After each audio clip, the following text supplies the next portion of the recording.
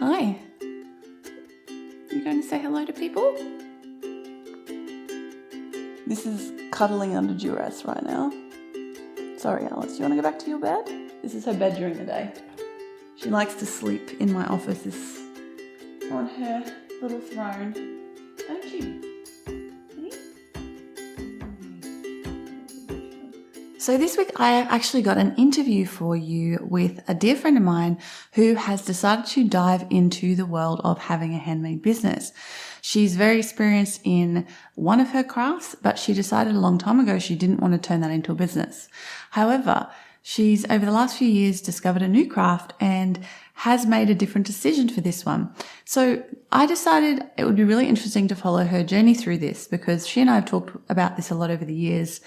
And we actually have a podcast episode where we've talked about that in the past, and I'll link it down below, why she didn't turn her initial hobby into a business.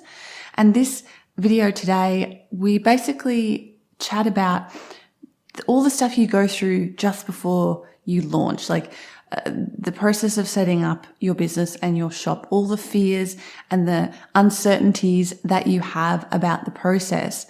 And she's actually, while we record this interview, she's actually working through my course, Set Up Shop, which is a 30-day intensive course that takes you step by step through everything you need to know to set up an online shop. But I'll talk more about that at the end if you want to know more.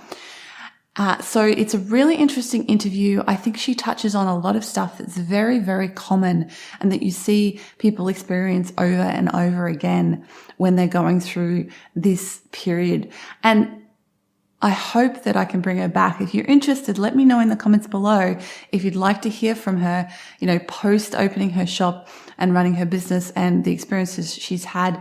And if you do, I will definitely bring her back on the show. Just one quick note. I do apologize for the video/audio quality in this video is not top notch. It's not what I normally aspire to. We had some tech issues. My computer died. I had to use my laptop and all my Zoom settings were mucked up and weren't correct. So the audio is a bit all over the place. And it's, oh, hello. We have a visitor. This is Alice, by the way, if you can't. Hello. Can we see you? Hello. So the audio is not ideal, and the video, because it was my first time filming on Zoom, again on a different computer, I didn't have the thing set up to record separately, so it kind of goes from one person to the other depending on who's speaking. All that aside, I still thought this was really valuable, so that's why I'm publishing it, even though the quality is not perfect. So I hope you feel the same and you really enjoy this interview with my friend Amanda Adams. Hi all, I'm here with my friend Amanda today, and we're going to be chatting about getting started with a handmade business. Welcome, my dear. Hello, how are you, Jess? I am very, very well. So let's give a bit of background on this situation. First of all, I've known you for 20-something years, I think. A ways, I think it's probably the best way to put it. A little time. It's high school, whatever. And now, the reason I wanted to invite Amanda on is because she has been a crafter for a very long time, but only for herself. And she has an Instagram at Bimble and Pimble. She's all about being a sewasaurus, sewing a lot of her own clothing. Did you make what you're wearing now, my dear? I did. I've got a cute wide leg pant and cropped floral top ensemble. Excellent. And we actually did a podcast together a couple of years ago now where you talked about how you wanted to keep your hobby a hobby. And so we talked about that idea of, not turning your hobby into a business because you wanted to keep it as something you love. I'll let you talk about why you made that decision. Mm-hmm. Oh, now. Ooh. Yes, now. Very exciting. So I have been sewing. It's coming up on my 10-year sewing anniversary. Wow. I know, time. It's I started just after I got married, so viva la wedding dress sewing. Oh, it's your 10th anniversary. I should probably know that. So I sewed off and on over the years and picked it back up after my wedding when I helped a friend of mine sew my dress, and discovered that sewing was this really amazing way for me to keep my brain busy and my hands busy while I wasn't at work, and it became this really wonderful community. And I also just enjoyed having something to do that wasn't work related, because I can get a little bit work obsessive. And over the years, it has become really inevitable that people are like, oh, I love that dress. It looks so fabulous. Why don't you sell? And there was some integral part of me that A, I'm a bit of a rebel. I don't like doing what I'm being told. But B, also, I have watched you be a business entrepreneur for many years. It's a big, hard slog. I work a full-time job. I love sewing, and I didn't want to turn it into a job. Yeah. I had done a couple of collaborations with a fabric store before, and I found those really stressful. Sewing to a deadline just removes the fun for me. And I'm also a hardcore perfectionist. And No, really? I would have thought if I send something out into the world, I want it to be perfect. And my standards are ridiculously high. So I just knew it would create stress. So sewing, I love you. You're just for me. And making myself look fab, not for others. Except me occasionally when you'll show me something amazing and I'm like, you get really? One every 5 years. Like, that's it. My favorite piece of clothing I own is something you made for me. So there you go. Is it the gown? Not the gown, the robe? It's the robe. Yeah. Robe. It hurt to give that away. It hurts. Well, I appreciate it every day. I wear it every day. So there you go. So we've talked about this a lot over the years, and you have your Instagram and your blog, which are quite popular, but you're like, yep, cool, it's a hobby. However, things have changed potentially in the last 6 months to a year, because you picked up a new hobby which has kind of taken over your life, and you have decided to maybe think about selling. So let's talk about that. Sure. So I am a great big nerd, and I say that with love as a nerd. I have been playing Dungeons and Dragons and Pathfinder and tabletop RPGs since I was a teenager. And one thing I've always been really pedantic about is I like beautiful dice. And I also have a very clear aesthetic about the kind of dice I like.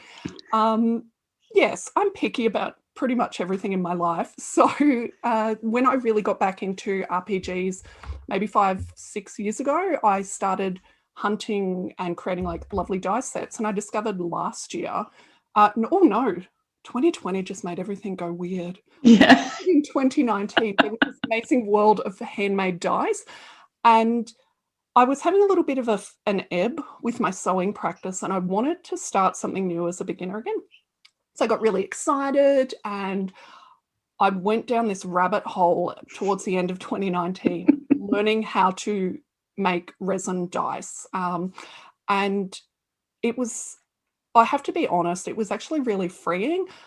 My sewing is not a job. It is a hobby. It's something I love doing, but I also had created this weird kind of pressure in my own head about the things I was sewing and making sure that, I got great photos so I could put it on my Instagram.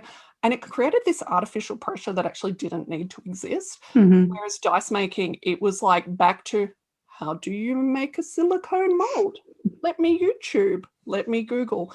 And it was just so freeing and so fun to just, my first set of dice were a hideous hot mess of 7 different colors. And it was like the best thing I had done in such a long time. They're monstrous. I love them. And it was just freeing. So there's something just straight away from the approach I came in that was very different.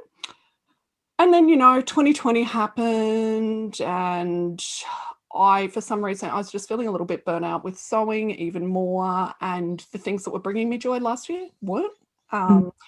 And so I kind of just fell a bit more into dice making, and then kind of somehow I ended up with 50 sets of dice and was like, oh, I literally cannot use all of these, but I still want to keep making them. So I'm like, what do I do with them? So I started giving some away, but now I'm at a point where it's like, maybe I could potentially recoup a little bit of cost so I can buy more materials and make more.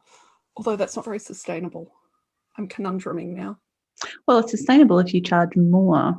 See, this is the problem that so many environment. Oh, I see. That's not as sustainable. Well, look, sustainable. I like your sustainable. We gotta have dice for our RPGs. So, you can't be perfect all the time. If we were perfect when it came to sustainability, we'd never drive or do any of those things. So, I was just thinking, I wonder if I have my dice. Oh, I'm going to pull my headphones off. My dice here somewhere. Yeah, so I'm just going to show you some of the dice I have. So this cute little thing here. These are the amazing ones you made me for one of my characters, because I am also a giant nerd and I play in a couple of D&D games. My husband is a DM for a couple of games, so I play in a couple as well. And this set, which these cute little pouches are into, by the way, amazing. Oh, can we tell everybody what your actual dice Instagram is? Oh, sure. My dice Instagram is Dream Forged Dice, and there is a full stop or a period between Dream and Forged. Well, I'll put it on the screen and in the description as well. Ooh. So this is the other set. Oh, these are fun.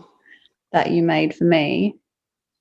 Yeah, these are glorious. I can't see myself, so I'm hoping these look good on camera.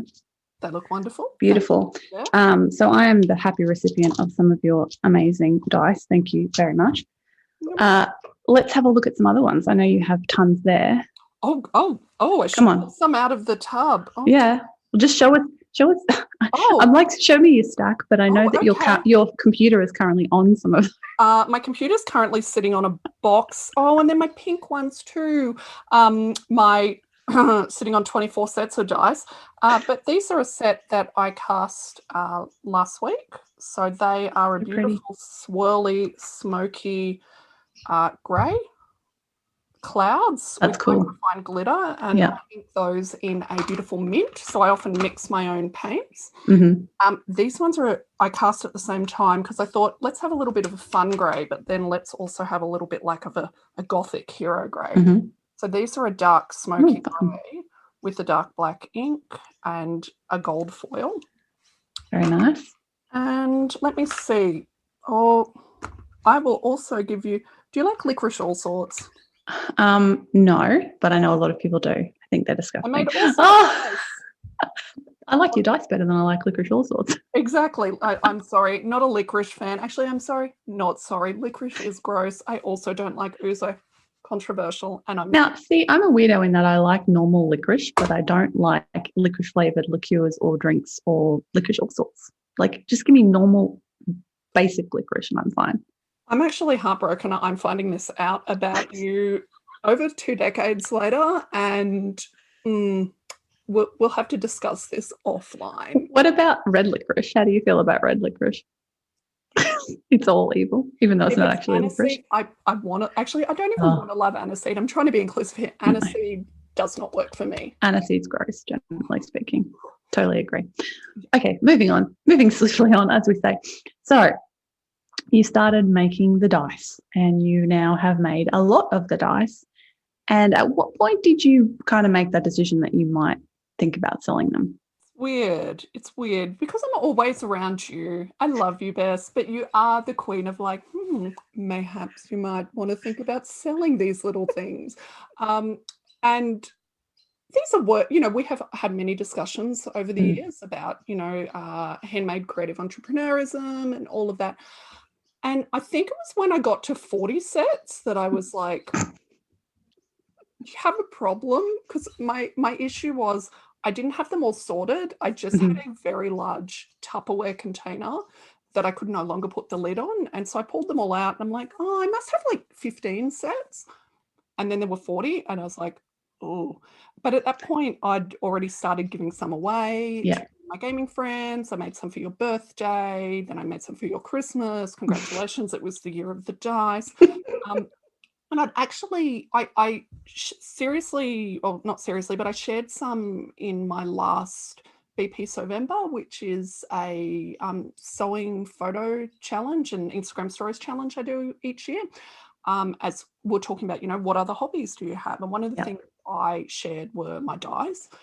And I actually had a whole bunch of people messaging me who were sewers who also game and were really keen. They're like, oh, these aren't like any other dice I've seen. Do you sell them? And I'm like, no.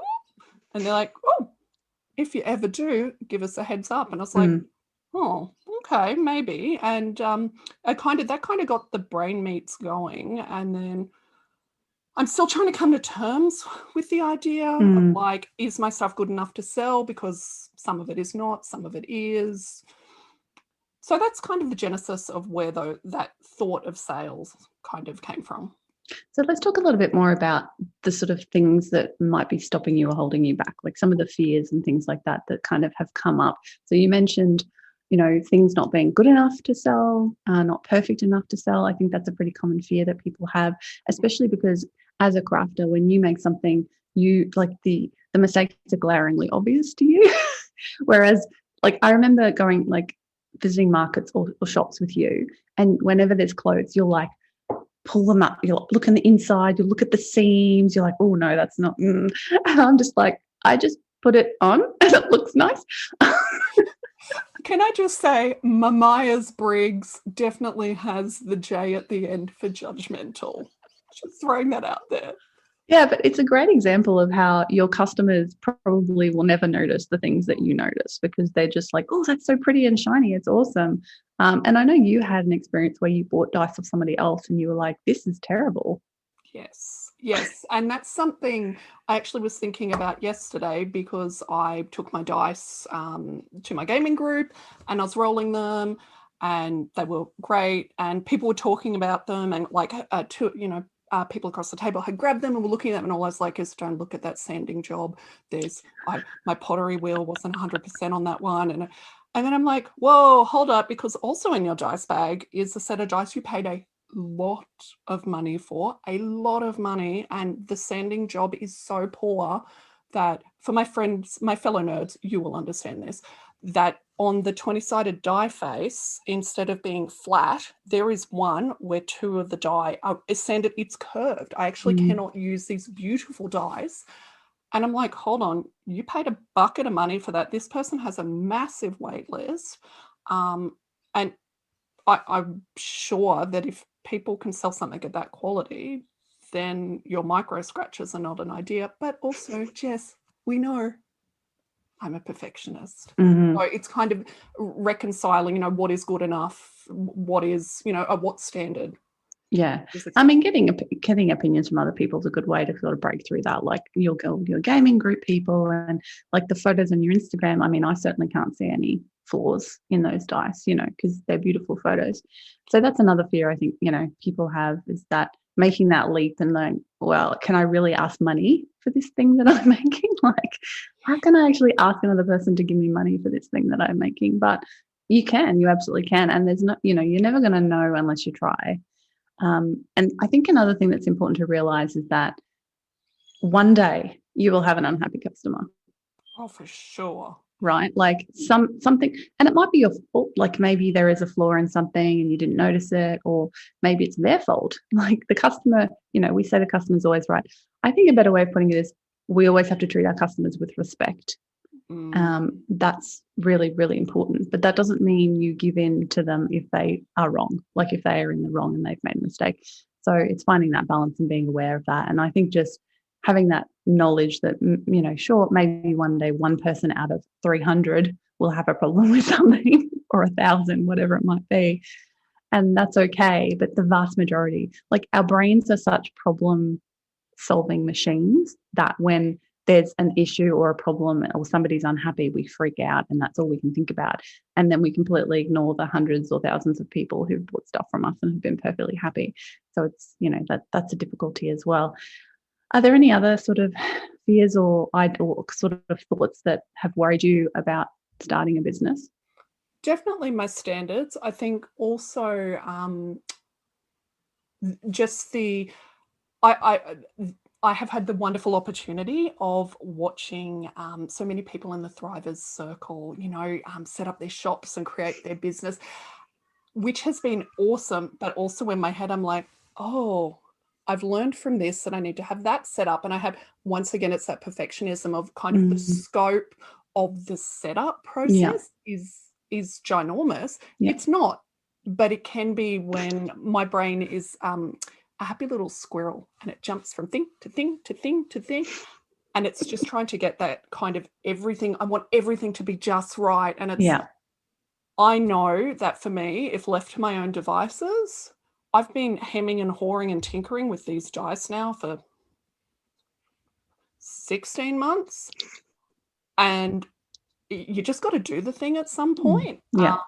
So, just actually having the guts to go, okay, enough, just get going. And that in itself is kind of scary, because I know logically, if I set up an Etsy store feels pretty low risk and nothing sells, well, what's the worst thing that happens? And the worst thing is I've lost a bunch of time, which for me, who my love language is time, that's my precious thing. That's a big sacrifice. But in the end, if nothing sells, nothing sells. That's okay.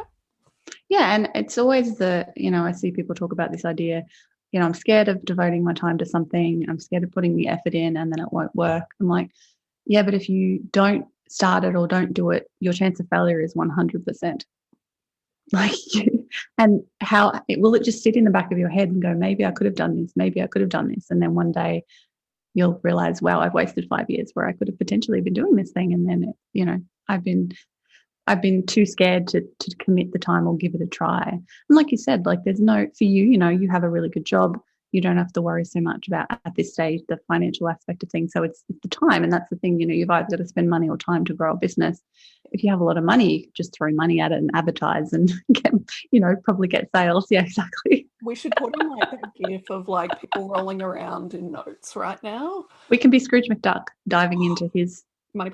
That just does not make sense with physics. I digress. It really doesn't. Coins are really hard and it would kill you. Anyway, we're showing our age there. So I think that's a really important thing to, if it's something you feel like you really, really want to do, give it a crack. Like if you fail and you've tried. And I think that's the most important thing. Yeah. And it's, I had these thoughts. It's like, if I'm going to do it, I'm going to do it right. I'm going to set up a website. And in the end, I'm just going to grab 10 sets and put them on Etsy. 10 feels manageable. Originally, it's like, I'll do 20. It's too much stress. Just going to calm it down. And then we'll just do a little test. And if it works, it works. And if it doesn't, you know what? I'm going to Scrooge McDuck into my pile of dice, except for the D4s, which are pointy. But like in the end, I want to give it a go. I'm working through Setup Shop. If people have not taken Setup Shop, it's great if you have a gently anxious mind like I do and need a plan. And that's been really helpful. So I'm just kind of working through that at the moment and just ticking things off. And we'll see. If it works, great. And if it doesn't, Scrooge McDuck. That's right. So for those who don't know, Setup Shop is my 30-day intensive course that kind of takes you through step by step. It's basically a system to help you set up an online shop. And like Amanda said, if you're like, it's all too overwhelming, I don't know where to start or what to do next, the idea behind it is to save you that issue. And again, I'll put a link in the description box. If you're listening to the podcast, it's createandthrive.com/setup shop. You can find out more about it. I'm not quite sure when this is going to be going out, but the next time I run the course will be September, October 2021. So at the moment, as we record this, it's, March 2021? Yeah. So we're currently working through with a cohort of people through Setup Shop at the moment. Okay, so let's talk about what are some of when you kind of have been learning about, and I know you and I have been talking about this for years, and you see me teaching stuff all the time, but what are some of the things that you were unsure about when it came to selling online? First big, there are many, but my first big one is what platform to use. Right.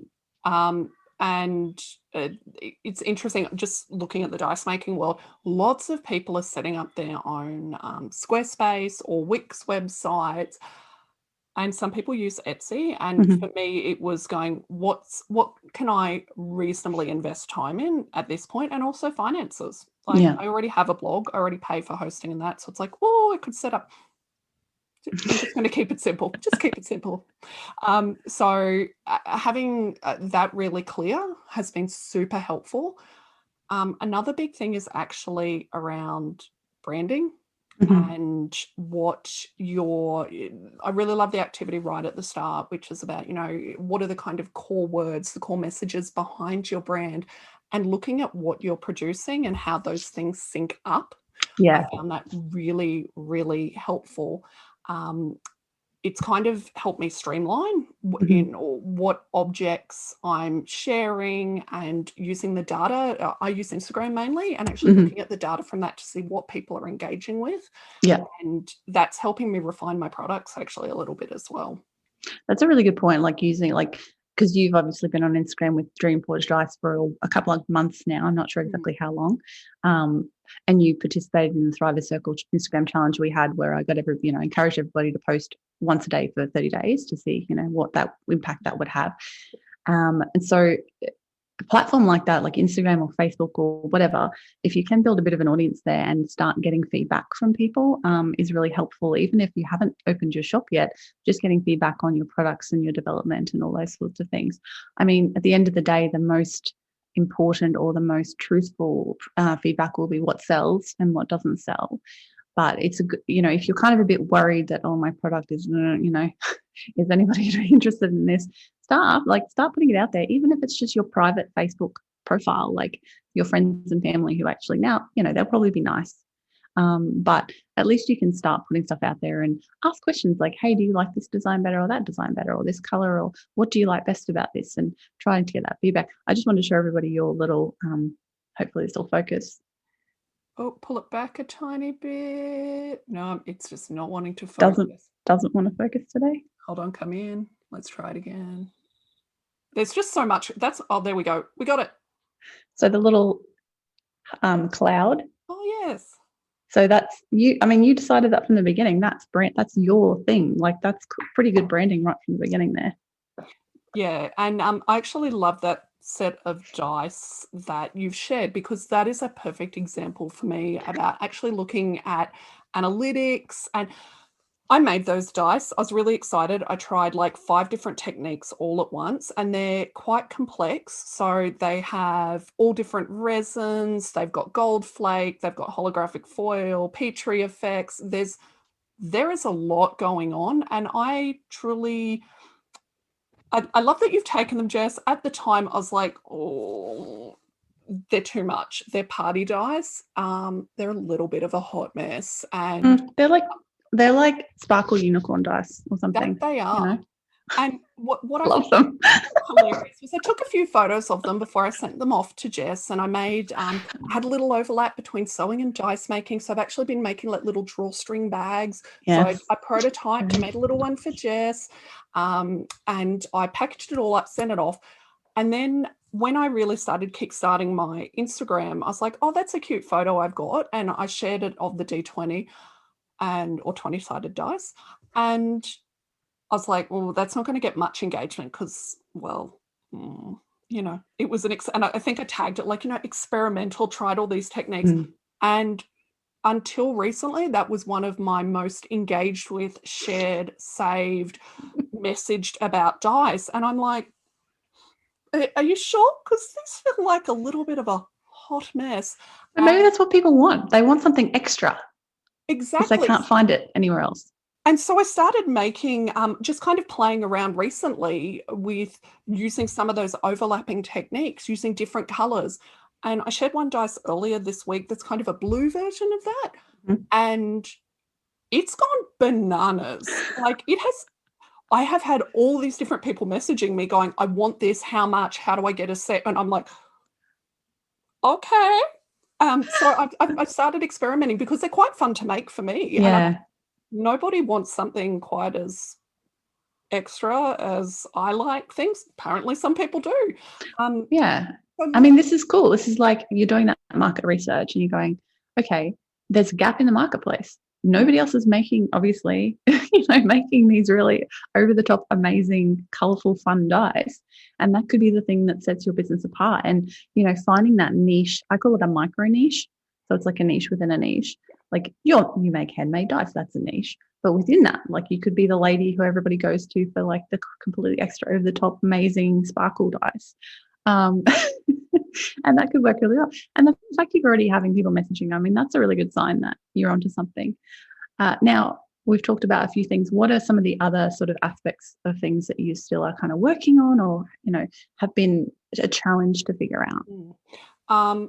Some of these are going to sound very familiar because I have seen them pop up in the circle. I would say 11 billion times. So there's probably two other big ones. One is pricing. I was waiting for that. Yeah, you knew it was going to happen. I knew it was So we'll coming. come back to that because I feel like that's just a lot to unpack. Yeah.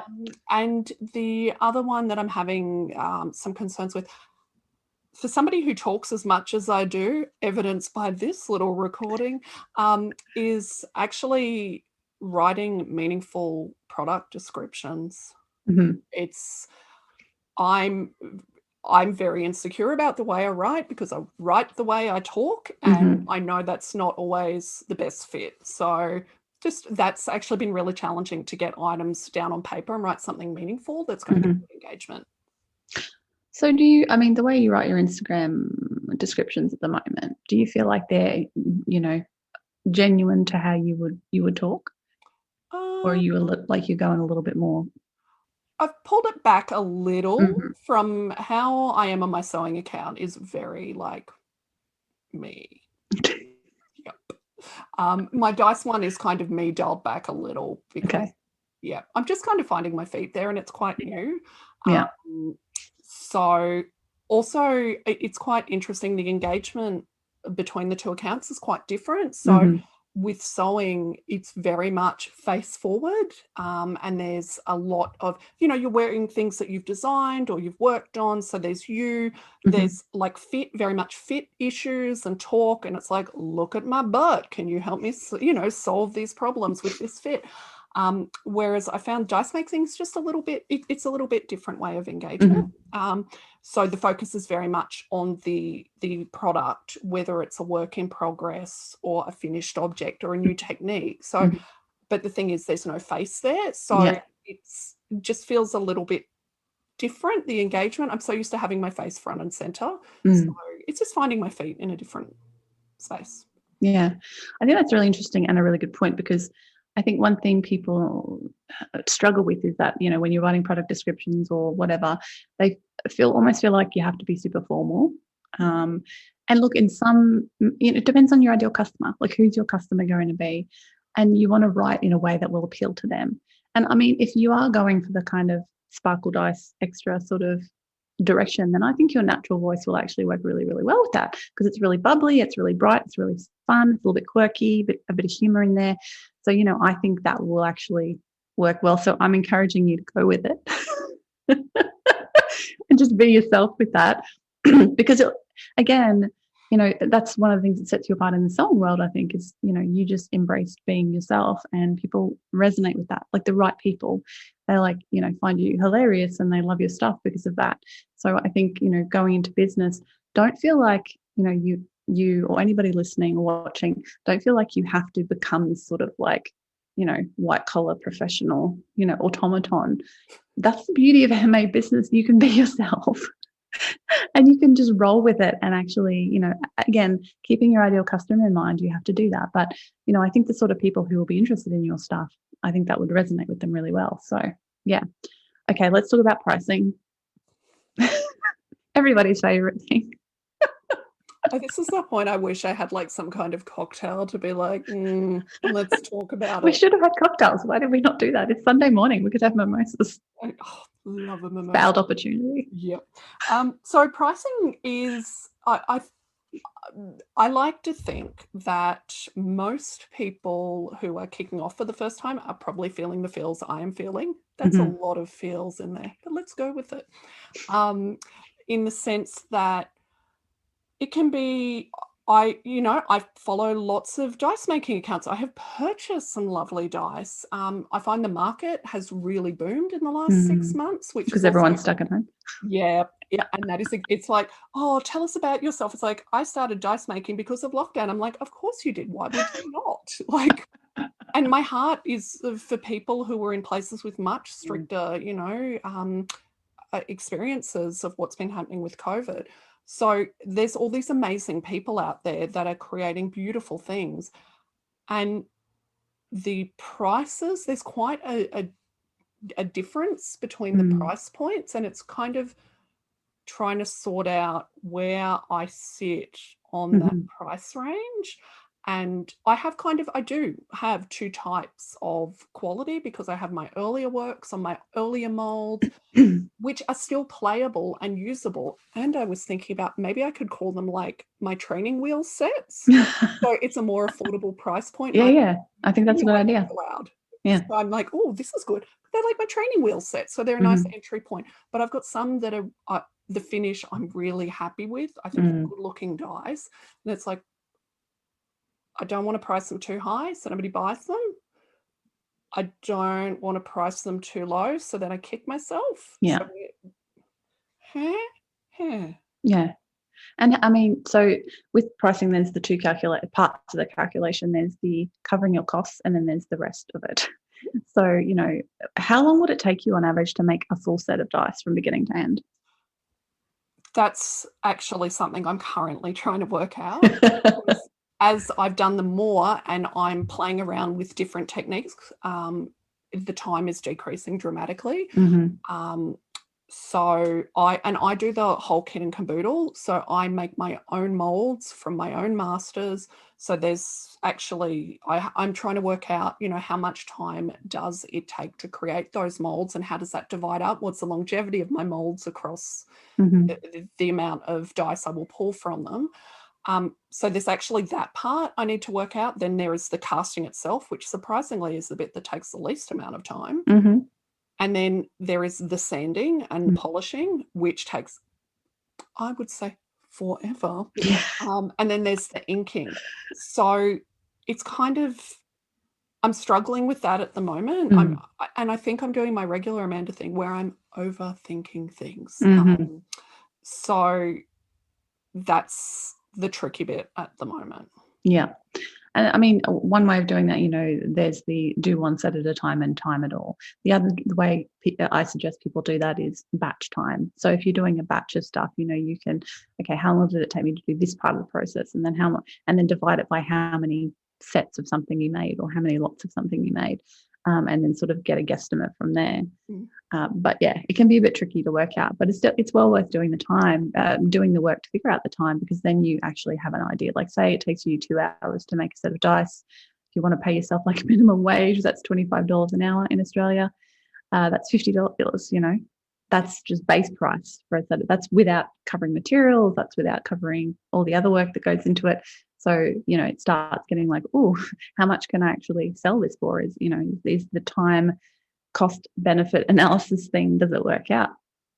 Yeah. And I have seen something very interesting, which is a number of people will actually sell raw sets of dice. So they will sell little polishing packs with the sets for all the polishing papers and instructions on how to finish and ink them. So all of a sudden the cost per unit is significantly down, but people can still get beautiful pieces of resin artwork that they can choose at a more accessible entry point that they can choose to finish. So that's also something I'm like, That's a cool idea. It's like, making kits for like there's so many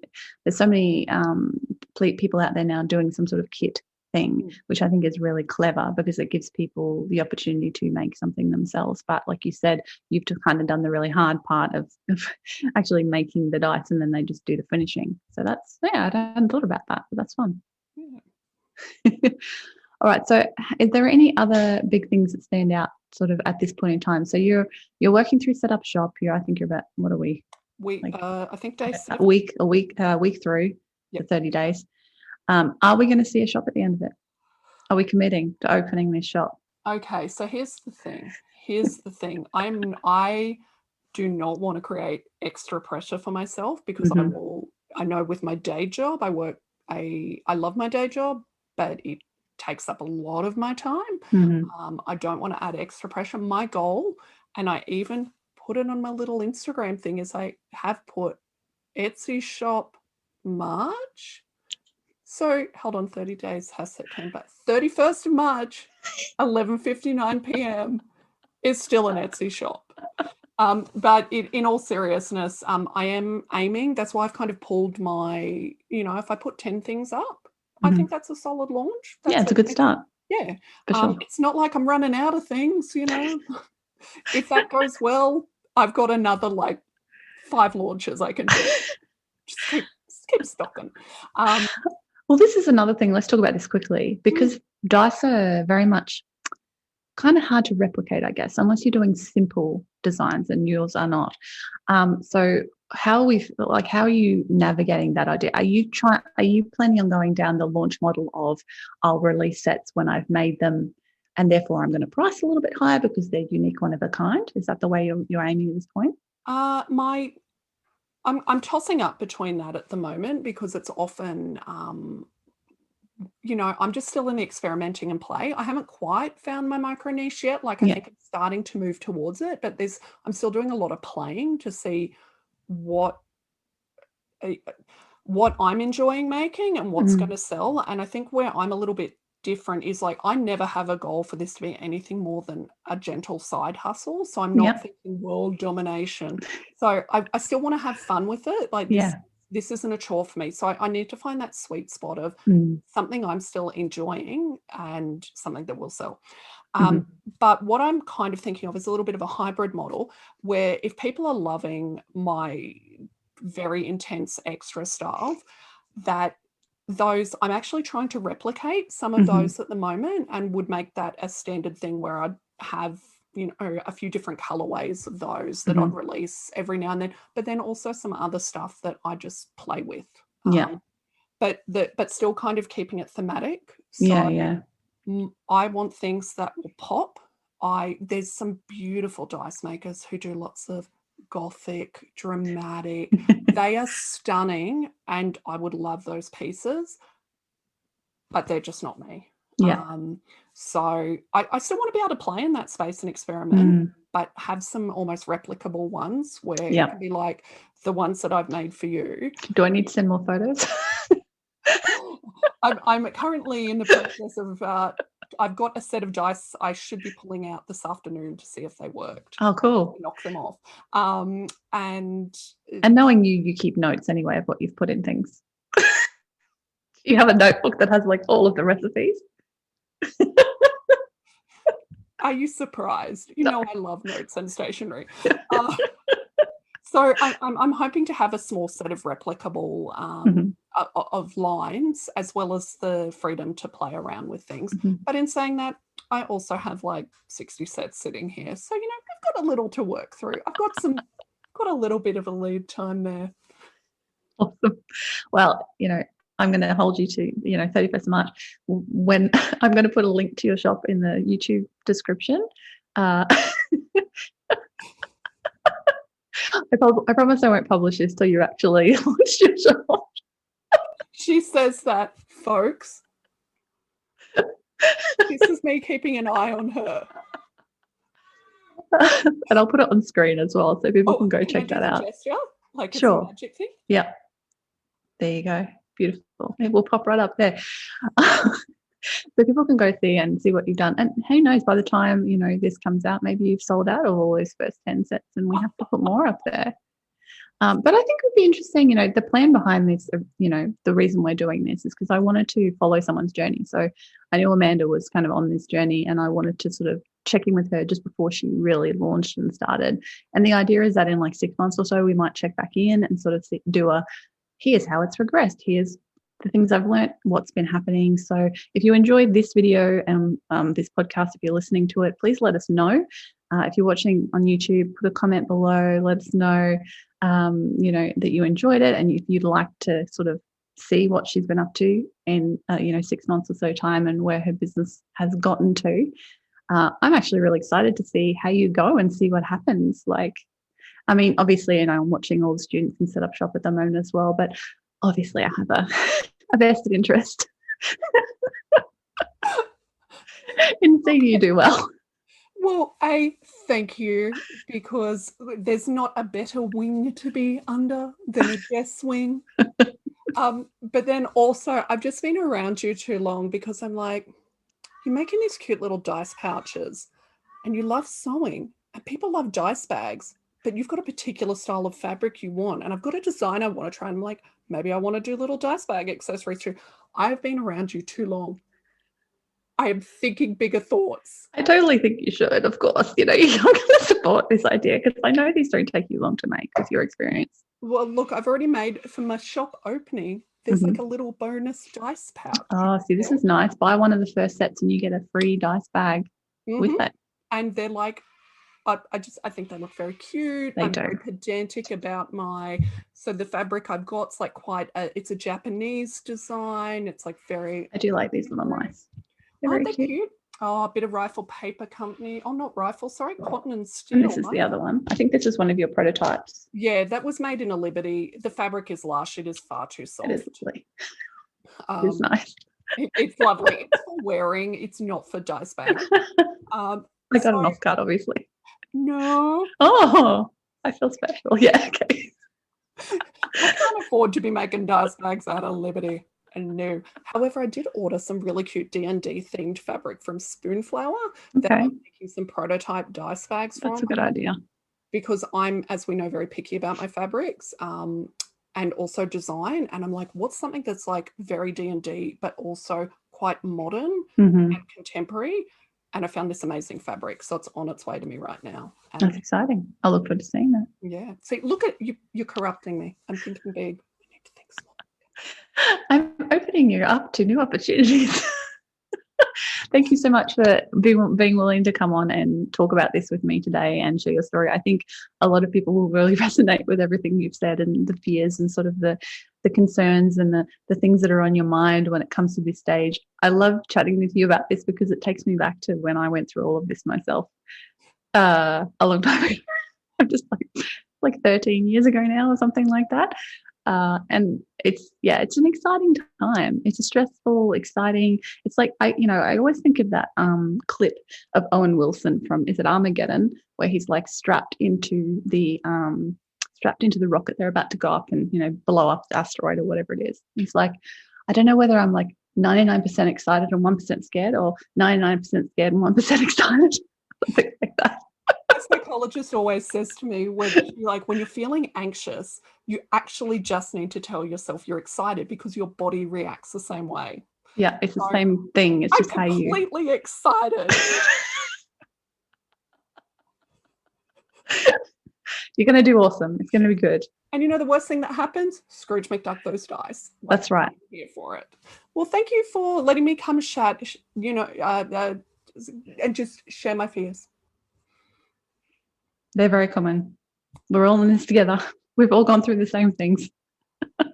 Thanks, Amanda. Thanks, Jess. Bye. Great to see you. Bye. I hope you enjoyed that, and perhaps if you're at a similar stage to where Amanda was when she recorded this, you really felt understood and that you realize that all this stuff you're going through is completely normal, and everybody goes through these fears and these uncertainties as they're working towards building their business. So if you do want help with that and you want to take the Setup Shop course, Amanda launched her business, I believe, on day 27 of the course. And she actually did amazingly well. Like, she launched with, I think, 22 products and she sold all of them except for one, within 24 hours. So she had an amazing launch and I'm so proud of her, and what she did there was awesome. If you'd like her to come back on and actually talk through the rest of the process, what she learned with her setup and how she launched and how she managed to get such a great result with her launch, please let me know in the comments below, and I'll hopefully be able to convince her to come back on and talk about that next step in the process. And if you would like help with setting up your own shop, you can check out my course, Setup Shop. I run it live twice a year and it's available over at createandthrive.com/setup shop. I'll put a link in the description below so you can go sign up or get on the list to be notified when the course is available.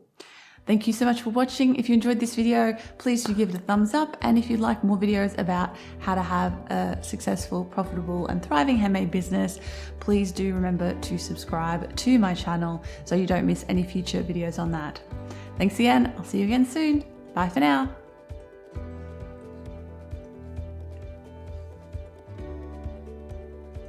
Well, that's just rude, isn't it? No cuts for you. for you.